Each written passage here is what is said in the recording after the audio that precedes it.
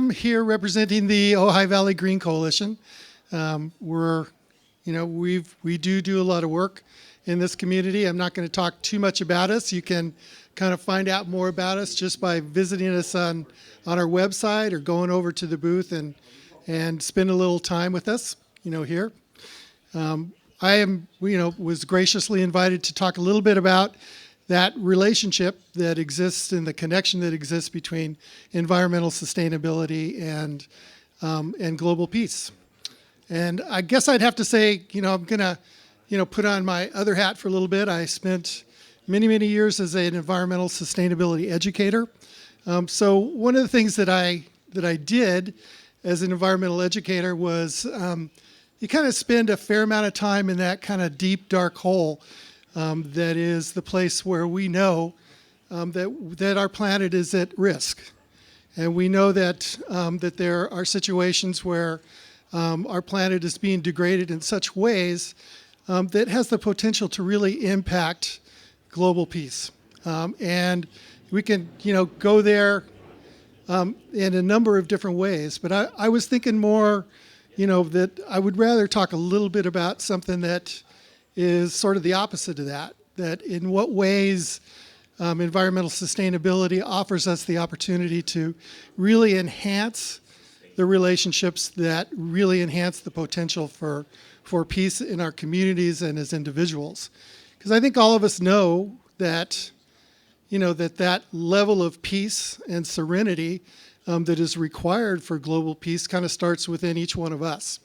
And then it kind of moves out into our communities, moves out into our regions, and ideally moves out into our national, the way that we interact with each other nationally and then internationally.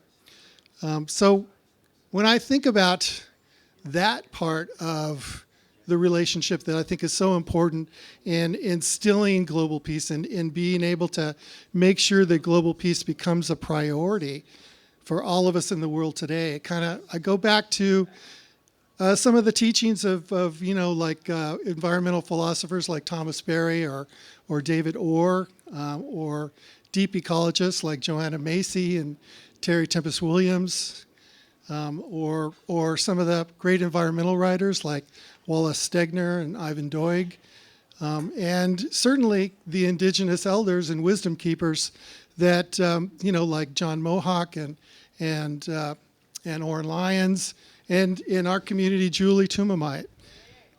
Yes, indeed.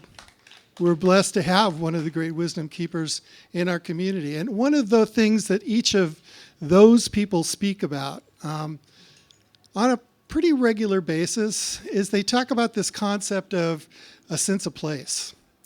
And a sense of place kind of refers to our ability to be in sort of ecological empathy with the environment the place that we call home. And it is the place that it is having that concept of a sense of place that it allows us to be in deep relationship with all of the creatures and all of the geology and all of the environment that sustains the web of life that is available for us. And it is that primary concept, that sense of place, that I've always felt is at the core of an understanding for peace.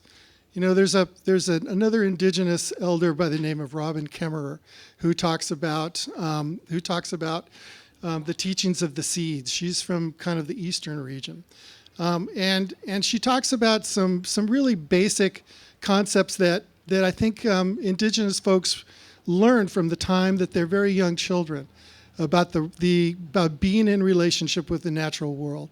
And it's not a metaphor for them.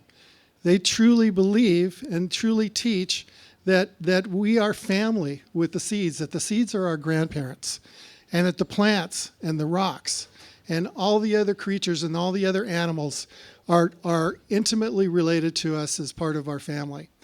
And when you have that sense of deep relationship, one of the things that you have is what's known as an ethic of care. Because, there's another woman many years ago who was trying to study the way that we develop our ethical frameworks, Nell Noddings. I don't know if anybody of you are familiar with Nell, but she developed this concept or came up with this concept of ethic for care, which basically is something I think all of us know intrinsically. And it basically says that the things that we know and understand and the things that we are taught to care about are things that we care for. And that's exactly one of the things that indigenous wisdom tells us. It tells us that, that we have such a thing.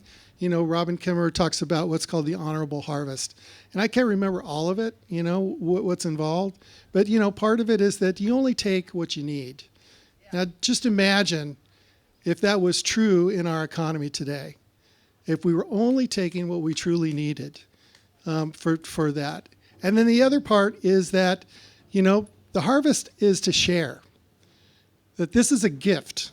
That the things that nature is giving us today that allow us to be able to survive and live in this incredible existence that we have on this planet are gifts that we are intended to share with each other.